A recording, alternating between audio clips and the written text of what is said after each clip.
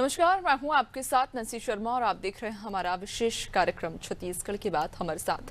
तो आज बात छत्तीसगढ़ में धर्मांतरण को लेकर मोहन भागवत के बयान की करेंगे। दरअसल छत्तीसगढ़ में धर्मांतरण एक ज्वलंत मुद्दा बन चुका है। आए दिन शव दफनाने और चंगाई सभा जैसे विवाद पर हंगामा हो रहा है।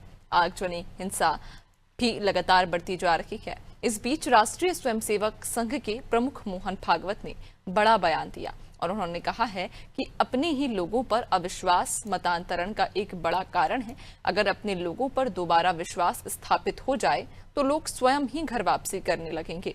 इसके लिए हमारे लोगों को उनके पास जाना पड़ेगा, उनके दुख सुख में शामिल होना पड़ेगा। मोहन भागवत ने आगे कहा कि हमारे लोगों को मतांतरण कर चुके लोगों को सम्मान और प्रेम देना चाहिए। उनके मन से अपने समाज के प्रति हीन भावना को दूर करनी चाहिए। धर्मांतरण कर चुके लोगों को ये समझना चाहिए और ये समझाना चाहिए कि हम उनके साथ खड़े हैं। हमें ऐसा प्रयास करना चाहिए कि वे पिछड़ेपन से आगे बढ़ सकें। मोहन भागवत ने जो सलाह दी उससे धर्मांतरण छत्तीसगढ़ में और हिंदू समाज के बीच टकराव कम हो सकता है, लेकिन भागवत की सलाह कितनी मानी जाएगी ये बड़ा सवाल है। तो दूसरी बात है कि क्या भागवत भी ये उम्मीद लगाए बैठे हैं कि धर्मांतरित लोगों को प्रेम से घर वापस लाया जा सकता है? आज इसी सवाल का जवाब तलाशने की कोशिश करेंगे, लेकिन पहले सुनते हैं मोहन भागवत के बयान पर कांग्रेस की ये कुछ प्रतिक्रियाएं। आरएसएस प्रमुख मोहन भागवत का बयान भारतीय जनता पार्टी और आरएसएस के नफरती एजेंडे की स्वीकारोक्ति का प्रमाण है। मोहन भागवत जी ने खुद ही कहा कि हम अपने ही लोगों पर भरोसा नहीं करते। इसका साफ मतलब है कि भारतीय जनता पार्टी और आरएसएस आदिवासियों को, अनुसूचित जाति के लोगों को और ओबीसी को हिंदू नहीं मानती। जिस तरह से लगातार आरएसएस के लोगों के द्वारा लिंचिंग की घटना को अंजाम दिया जा रहा है। छत्तीसगढ़ के शक्ति जिले के मजदूर राम नारायण बघेल जो केरल में रोजी रोटी कमाने गए थे, उनकी आरएसएस के लोगों के द्वारा जो हत्या कर दी गई, ये भारतीय जनता पार्टी के नफरती एजेंडे का प्रमाण है। मोहन भागवत जी को राम नारायण बघेल जी के परिजनों से माफी मांगनी चाहिए और ये स्पष्ट करना चाहिए कि आदिवासियों को, अनुसूचित जाति के लोगों को आरएसएस हिंदू मानती है या नहीं मानती। तो आज इसी मुद्दे पर हम चर्चा करेंगे, चूंकि मुद्दा बेहद संवेदनशील भी है और जरूरी भी है। चूंकि छत्तीसगढ़ में जिस तरह से इस वक्त मामले बढ़ते जा रहे हैं, हिंसा बढ़ती जा रही है, तो चर्चा करना बहुत लाजमी भी हो जाता है। एक पैनल हमारे साथ जुड़ चुका है। सबसे पहले परिचय आपको करा देते हैं। आलोक सोनी बीजेपी प्रवक्ता हमारे साथ जुड़ गए हैं। इसके अलावा आशीष यादव कांग्रेस प्रवक्ता हमारे साथ जुड़ गए हैं और वरिष्ठ पत्रकार रमेश पांडे हमारे साथ जुड़ गए हैं। आप तीनों का ही बहुत स्वागत है अनादि टीवी में। सबसे पहले चर्चा की शुरुआत मैं आलोक जी आप ही से करना चाहूंगी, चूंकि सवाल भी बड़ा है और जो मोहन भागवत कह रहे हैं उनकी अगर बात को, उनके उस बयान को गौर से सुना जाए तो वो साफ ही संदेश दे रहे हैं कि हिंसा करना हमारा काम नहीं है। जो लोग धर्मांतरण कर चुके हैं, जो लोग गैर धर्म में जा चुके हैं, या ये जो मामले बढ़ते जा रहे हैं, इसका एकमात्र हल ये है कि लोगों को ये समझाया जाए। लोगों के प्रति जो हीन भावना एक पैदा कर दी जाती है दूसरे धर्मों के प्रति, जो निचली जातियां होती हैं, उन्हें जो पिछड़े लोग होते हैं, उनके प्रति जो एक हीन भावना जो लोगों के अंदर बन गई है, उस हीन भावना को अगर हम खत्म कर देंगे, जड़ से मिटा देंगे, तो शायद धर्मांतरण के जो मामले हैं वो वहीं पर खत्म हो जाएंगे। नैन्सी जी, आपके सभी दर्शकों को, साथी प्रवक्ता और वरिष्ठ जो पत्रकार जी हैं, उन सभी को मेरा नमस्कार। देखिए, इसमें एक बहुत बड़ा जो संवाद और अर्थ छुपा है। मोहन भागवत जी की जो मंत्रणा है, जो उन्होंने कहा है, उसे पूरी तरह से मैं समझता हूँ, समझने की भी आवश्यकता है। जो आज भी हमारे कांग्रेस के भाई जो है, जिस तरह से उनके बयान आ रहे हैं, स्टेटमेंट आ रहे हैं, समझ में आ रहा है कि उन्हें अभी भी इस बयान की संज्ञा सर्वनाम भी नहीं पता है। हिंसा की जो बात की जा रही है, अहिंसा की जो बात की जा रही है, सनातन सभ्यता को यदि आप ऐतिहासिक रूप से देखते हैं तो कभी भी हमने अपने धर्म के लिए जो है हिंसा का सहारा नहीं लिया। हमें अपने धर्म पर, अपनी सनातन सभ्यता पर इतना अटूट विश्वास है हम सभी को कि हमें पता है कि आज नहीं तो कल, आप चाहे, ठीक है, भारत देश है, सभी प्रकार के धर्म को मानने वाले लोग हैं, सभी प्रकार के मजहब को फॉलो करने वाले लोग हैं, जो स्वतंत्रता जो है हमारा संविधान हमें देता है। लेकिन मोहन भागवत जी के बयान का कहने का मतलब ये है कि हिंसा का कोई भी स्थान जो है वो किसी भी विषय पर, चाहे वो धर्मांतरण का हो या किसी अन्य विषय की बात करें, अभी अभी अगर बस्तर की बात करें तो बस्तर में जिस तरह से नक्सलियों का सफाया हो रहा है, नक्सलवाद जो है खत्म होने की ओर आ रहा है, तो हिंसा का स्थान इस देश में, भारतवर्ष में नहीं है, अनलेस अनटिल जब तक सामने वाला हिंसा पे उतारू ना हो जाए।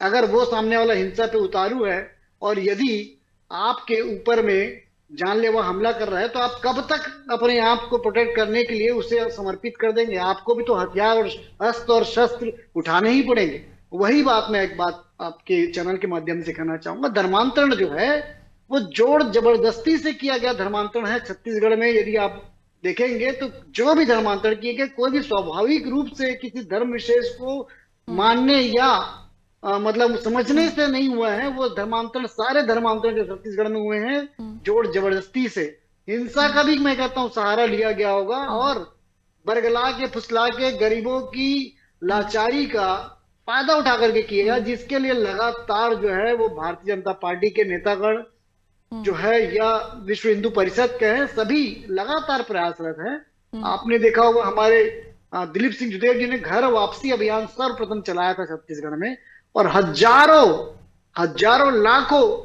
ऐसे आदिवासी भाई बंधु और हमारे छत्तीसगढ़ के रहने वाले प्रदेश के लोगों को जो धर्मांतरित हो चुके हैं, उनके लिए घर वापसी के बेहतरीन प्रयास किए थे और घर वापसी करवाई थी। लेकिन आज के क्षेत्र में यदि आप देश आज के समय पे बात करें, तो अभी हमें वापस से ऐसे जुदेव की आवश्यकता है जो उस तरह से काम करके वापस घर वापसी करा सके। जहां तक कांग्रेस की बात होती है, कांग्रेस बार बार इस पे केवल और केवल इसे मुद्दा खड़ा करना समझती है। मैं आज चैलेंज करता हूं आपके चैनल के माध्यम से, एक भी कांग्रेस नेता बता दीजिए जिन्होंने धर्मांतरण के खिलाफ आवाज उठाई हो, जिन्होंने धर्मांतरित व्यक्ति के खिलाफ आवाज उठाई हो, जिन्होंने धर्मांतरण रोकने के लिए आवाज उठाई हो, जिन्होंने इस तरह के यदि कोई मुद्दे आए हैं किसी के ऊपर में जोर जबरदस्ती से किया गया हो, उसके लिए कोई व्यवस्था में कोई आवाज उठाई हो। बल्कि इनके समय पे कांग्रेस के कार्यकाल में लगातार धार्मिक टकराव, धार्मिक उन्माद फैला हुआ था, चाहे बेमेतरा कहे, कवर्धा कहे या बस्तर क्षेत्र कहे, लगातार था। और जो इस तरह के जो लोग इस तरह के कुत्सित प्रयास करते हैं, उन्हें बल मिला हुआ था।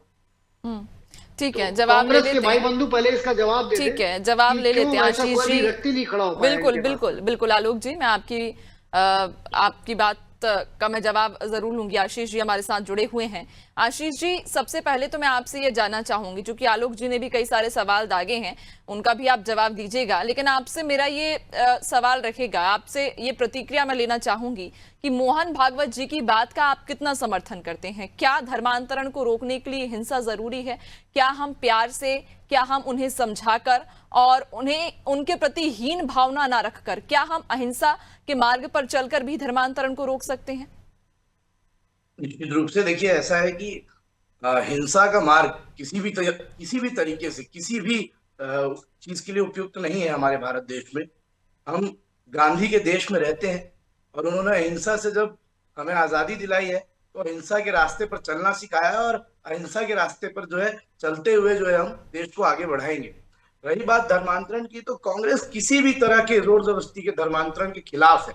ये कानून में है, संविधान में लिखा हुआ कानून है। 1967 में उड़ीसा में और उसके बाद 1977 में सुप्रीम कोर्ट द्वारा जब कांग्रेस की सरकार थी तभी ये कानून भी बनाया गया, और उसके बाद जो है ये एक संवैधानिक बात। भारतीय जनता पार्टी के लोग अगर ये कहेंगे कि कब आवाज उठाई, आप क्या कहना चाह रहे हैं कि जो चीज कानून में है, जो चीज गैर कानूनी है वो गैर कानूनी है, निश्चित रूप से हम उसका विरोध करते हैं। लेकिन भारतीय जनता पार्टी धर्मांतरण के मुद्दे को कभी ना कभी धर्म की ध्रुवीकरण की ओर ले जाती है, और इससे जो है संविधान में लिखी गई बातों का अपमान भी होता है। किस तरीके से अगर आज मोहन भागवत जो कि इनके आरएसएस के प्रमुख हैं, उन्हें यह कहना पड़ जा रहा है कि भाई हमें अपने लोगों पर विश्वास करना होगा और हिंसा नहीं करनी, मतलब किस तरीके से स्थिति गंभीर है और कितनी ज्यादा गंभीर है छत्तीसगढ़ में, इस बात को भी समझना पड़ेगा। और अगर किसी भी तरीके से धर्म को हथियार बनाकर या धर्म को पॉलिटिकल टूल बनाकर यूज करने की कोशिश भारतीय जनता पार्टी करेगी तो कांग्रेस पार्टी उसका विरोध भी करेगी। आने वाले समय में इस बात को समझना जरूरी है कि ये एक सामाजिक रूप से अवेयरनेस आनी चाहिए कि जोर जबरदस्ती ना तो धर्मांतरण किसी द्वारा किया जाए, ना वो लोग उसमें शामिल होने की कोशिश करें। और जिन्हें जोर जबरदस्ती से ये करवा दिया गया है वो इस बात की महत्वता को समझे और घर वापसी करें, और अहिंसा से होगा, ये क्यों नहीं होगा। बिल्कुल, यानी कि कहीं ना कहीं पक्ष में तो सभी हैं, लेकिन सवाल यही है कि आखिर धर्मांतरण के मामले रुक क्यों नहीं रहे, छत्तीसगढ़ में इतनी हिंसा क्यों बढ़ रही है, सवाल यही है। और इसी पर हम आप जवाब भी लेंगे। आलोक जी की ओर मैं रुक करूंगी, लेकिन उसके पहले रमेश जी से मैं एक सवाल ले लेती हूँ। रमेश जी, आपको क्या लगता है कि 25 साल हो गए हैं छत्तीसगढ़ के गठन के बाद, धर्मांतरण को रोकने की बात सभी करते हैं, चाहे पक्ष हो या विपक्ष हो। जब कांग्रेस सरकार में रही उस समय भी धर्मांतरण को रोकने के लिए तमाम बात की गई, लेकिन वो सिर्फ चर्चा ही बनकर रह जाती है। कभी धरातल पर हम देखते नहीं कि इसके लिए कोई ठोस कदम उठाए गए हो, कोई ठोस कार्रवाई की गई हो। नैन्सी शर्मा जी, मैं अपने दोनों साथियों से निवेदन करूंगा कि ये विषय बड़ा संवेदनशील है, इसको पैनिक न बनाया जाए, इसमें कोई खाई न खड़ी की जाए कि कांग्रेस का विषय है या भारतीय जनता पार्टी। ये सबका विषय है, कांग्रेस का भी विषय है, भारतीय जनता पार्टी का भी विषय है। मैं कुछ मूल मुद्दों पे आऊंगा जो आज मोहन भागवत जी ने बहुत अच्छा बयान दिया। मैं बहुत ही प्रसन्न हूं इस बयान से, उनके इस बयान से। मैं थोड़ा दृष्टांत देना चाहता हूं। सभी धर्मों का मूल जो है वो प्रेम है। आप प्रेम से किसी भी जीव जगत का कोई भी, यहां तक पशु पक्षी और वनस्पतियां भी आपके प्रेम से आपकी ओर आकर्षित हो सकती हैं। ये सभी धर्मों का मूल है। हम थोड़ा सा उदाहरण देंगे। हमारा देश आजाद नहीं था, अनेकानेक लोगों द्वारा सताया जा रहा था, लेकिन उस दौर में गांधी जी जब निकले, आशीष भाई जी ने गांधी जी का नाम लिया, वो भारतीय जनता पार्टी के लिए भी सर्वमान्य है, कांग्रेस के लिए भी, पूरे भारत देशवासी के लिए, दुनिया के लिए सर्वमान्य है। उन्होंने कभी हिंसा का रास्ता नहीं अपनाया। आज तो हम धर्मांतरण की कुछ घटनाएं देखते हैं, और तब के जमाने में देखिए कितनी भयावह स्थिति थी, और उस भयावह स्थिति को गांधी जी ने प्रेम से, उन्होंने कितने ढंग से सबको एकजुट किया और भारत देश के पक्ष में किया। यहां तक कि हम लोग कहानी सुनते हैं, सच है या नहीं है, कि अगर कोई उनके एक गाल पर थप्पड़ मारता था तो प्रत्युत्तर देने के बजाय दूसरा गाल भी बढ़ा देते थे कि उस पर भी आप थप्पड़ मार लो अगर आप खुश हो तो। ये प्रेम का रास्ता होता है। आज जो मोहन भागवत जी ने जो बयान दिया वो हमको याद दिलाता है कि मोहन भागवत जी दूसरे गांधी बनने जा रहे हैं इस देश के, जिन्होंने धर्मांतरित व्यक्ति को अपने पास वापस लाने के लिए प्रेम का रास्ता बताया है कि आप उनसे प्यार करो, उनका भरोसा जीतो, उनके पास जाओ, और उनकी बातों को समझो, उनको समझाओ और वापस ले आओ। तो ये बहुत बड़ा विषय है कि उन्होंने हिंसा की कोई बात नहीं की, हिंसा से कोई बात बनने वाली नहीं है। ये कांग्रेस के लिए भी है, भारतीय जनता पार्टी के लिए भी है, अन्य दलों के लिए भी है, सामान्य व्यक्ति के लिए भी, हमारे लिए भी है, आपके लिए भी है। तो ये एक बड़ी पहल है। इसको दलगत भावना से न देखा जाए कि ये भारतीय जनता पार्टी के पक्ष में है या कांग्रेस के पक्ष में। ये देश की एक कुरीति है जिससे हम सभी प्रभावित हो रहे हैं। हम भी, भारतीय जनता पार्टी भी, कांग्रेस भी, तो सारे लोगों को मिल करके एक सामूहिक प्रयास करना चाहिए। मैं तो इसमें थोड़ी सी बात और जोड़ूंगा, अगर मेरी बात मोहन भागवत तक आपके लोकप्रिय चैनल के माध्यम से पहुंचे, तो मैं ये भी जोड़ूंगा कि जब भी मोहन भागवत जी देश में खास करके ऐसे क्षेत्र में दौरा करें जहां धर्मांतरण की समस्या है, तो ऐसे दो व्यक्तियों को चिन्हित करके उनके परिवार से जरूर मिले, उनके घर जरूर मिलने जाएं जो धर्मांतरित हो चुके हैं। इससे एक बड़ा अच्छा मैसेज जाएगा और ये पहल बहुत अच्छी होगी। जी बिल्कुल, लेकिन अब देखना यही लाजमी होगा कि आखिरकार इनकी इस बात का पालन किस तरह से किया जाता है। मैं लौटूंगी आलोक जी की ओर, चूंकि आलोक जी ने शुरुआत में ही ये बात भी कही थी कि छत्तीसगढ़ में ज्यादातर जो धर्मांतरण हो रहे हैं वो जोर जबरदस्ती से हो रहे हैं और कुछ मामलों में हिंसा का भी जो है वो उपयोग किया जा रहा है। तो आपसे ये जानना चाहेंगे आलोक जी, जब छत्तीसगढ़ में ये स्थिति बन रही है, जब ये स्थिति निर्मित हो रही है, आपको पता है कि छत्तीसगढ़ में लोग धर्मांतरित हो रहे हैं या धर्मांतरण के लिए उनके साथ जोर जबरदस्ती की जा रही है, तो फिर उस दिशा में ठोस कदम क्यों नहीं उठाए जा रहे हैं? आखिर मोहन भागवत जी को ये कहने की जरूरत क्यों पड़ी? देखिए, मोहन भागवत जी जो है वो आज भारतवर्ष में एक बहुत बड़ी हस्ती है, सभी को पता है, विश्व आरएसएस के प्रमुख है और उनका कुछ भी कहना, कोई भी स्टेटमेंट एक बहुत महत्वपूर्ण स्टेटमेंट माना जाता है। और चूंकि उन्होंने ये बात छत्तीसगढ़ के विषय में कही है तो उसे गूढ़ अर्थ को समझने की आवश्यकता है, उस पर राजनीति करने की आवश्यकता नहीं है। उस पर हर एक पार्टी को, हर एक व्यक्ति को, हर एक तबके को, हर एक धर्म को आवश्यकता है कि उन्होंने जो कहा है उसे समझे कि वो कहना क्या चाहते हैं। उसके लिए राजनीति करना, उनके स्टेटमेंट पर राजनीति करना, मैं समझता हूँ ये तो सही नहीं है। और जहां तक आप जो बात कर रहे हैं, देखिए छत्तीसगढ़ प्रदेश को आज बने 25 वर्ष हुए, लेकिन धर्मांतरण की जो कहानी है वो और उससे पुरानी है। प्रदेश बनने से पूर्व भी जो है, जब मध्य प्रदेश में था तब भी धर्मांतरण हो रहे थे और ज्यादातर उन क्षेत्रों में हो रहे थे नैन्सी जी जहां पर में कानून व्यवस्था भी नहीं पहुंच पाती थी। और लेकिन आलोक जी, अब तो शहरी क्षेत्र भी अछूते नहीं रह गए ना। आप शहरी इलाके भी देख लीजिए, वहां पर तो हिंसाएं भड़क रही हैं, अब तोड़ा अफोड़ की जा रही है, आगजनी की घटनाएं हो रही हैं। तो अब ये नहीं कह सकती कि सिर्फ ग्रामीण क्षेत्रों में ही ये धर्मांतरण के मामले बढ़ रहे हैं, शहरी इलाकों में भी अब ये जो सभाएं हैं या जो धर्मांतरण के मामले हैं वो बढ़ने लगे हैं।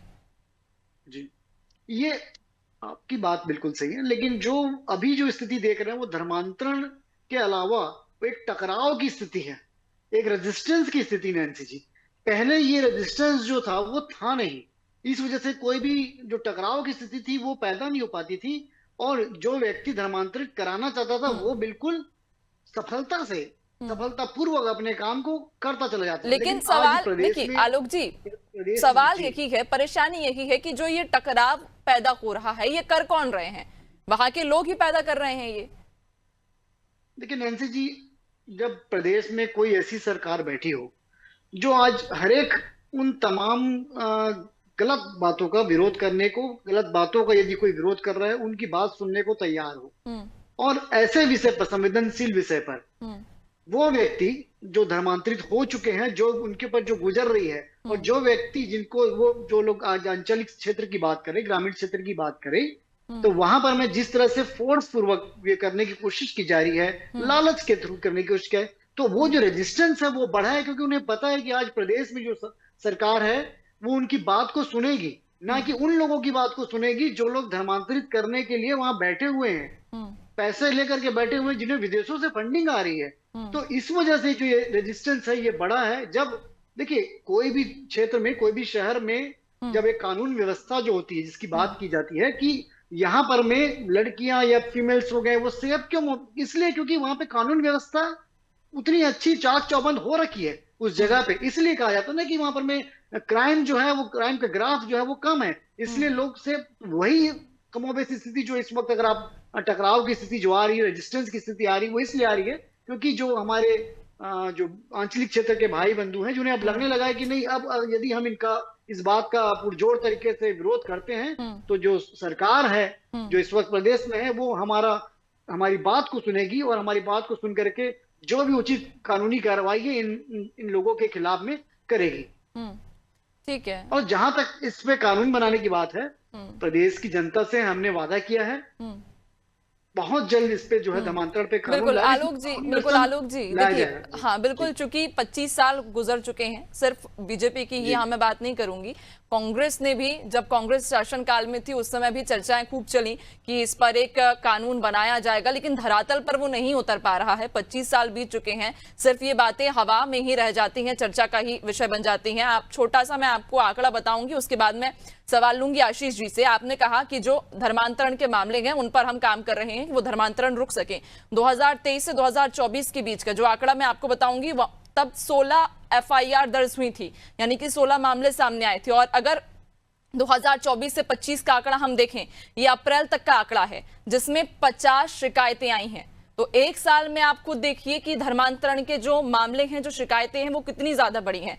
आशीष जी से मैं रुक करूंगी। आशीष जी, आपसे भी यही सवाल रहेगा, चूंकि विपक्ष में है और विपक्ष का ये कर्तव्य है, ये फर्ज है कि अगर कुछ गलत हो रहा है तो उसके खिलाफ आवाज उठाना, हिंसा का मार्ग ना अपनाते हुए अहिंसा के रास्ते पर ही चलना। चूंकि जिस तरह से आपने भी कहा कि कांग्रेस की भी ये विचारधारा रही है शुरू से कि अहिंसा का मार्ग हम अपनाएंगे और अहिंसा के मार्ग पर चलते ही हम काम करेंगे, तो धर्मांतरण को लेकर इस वक्त विपक्ष कितना सक्रिय नजर आ रहा है छत्तीसगढ़ में?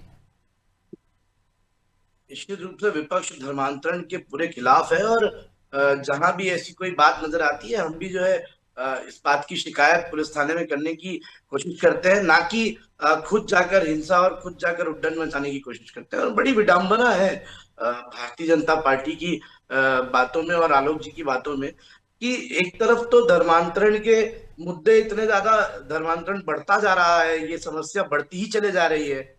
केंद्र में इनकी सरकार है, राज्य में इनकी सरकार है, डबल इंजन ट्रिपल इंजन की सरकार ये कह रहे हैं अपने आप को।